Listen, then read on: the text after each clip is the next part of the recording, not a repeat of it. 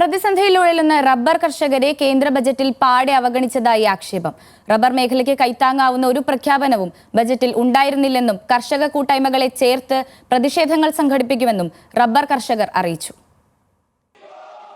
വിലയിടിവിൽ തകർന്നു നിൽക്കുന്ന റബ്ബർ മേഖലയ്ക്കും കർഷകർക്കും സഹായമാകുന്ന ഒരു പ്രഖ്യാപനവും കേന്ദ്ര ബജറ്റിൽ ഉണ്ടായില്ല.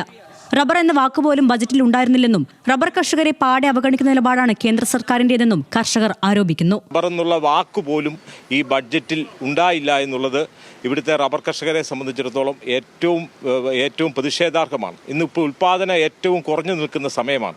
ഈ സമയത്ത് പോലും ഇവിടുത്തെ വൻകിട ടയർ കമ്പനികളെ സഹായിക്കുന്ന സമീപനങ്ങളല്ലാതെ ഇവിടുത്തെ കർഷകർക്ക് ഉതകുന്ന റബ്ബർ മേഖലയ്ക്ക് ഉതകുന്നതായിട്ടുള്ള ഒരു നടപടിയും ഉണ്ടായിട്ടില്ല. ഇത് ഈ ബഡ്ജറ്റ് കേരളത്തിലെ റബ്ബർ കർഷകരെ തികച്ചും നിരാശരാക്കിയിരിക്കുന്നു. കേരളത്തിൽ റബ്ബർ കൃഷി പ്രോത്സാഹിപ്പിക്കുന്നതിന് നടപടികൾ ഒന്നും റബ്ബർ ബോർഡിന്റെ ഭാഗത്തുനിന്നോ കേന്ദ്ര സംസ്ഥാന സർക്കാരുകളുടെ ഭാഗത്തുനിന്നോ ഉണ്ടാകുന്നില്ലെന്നും കർഷകർ കുറ്റപ്പെടുത്തുന്നു.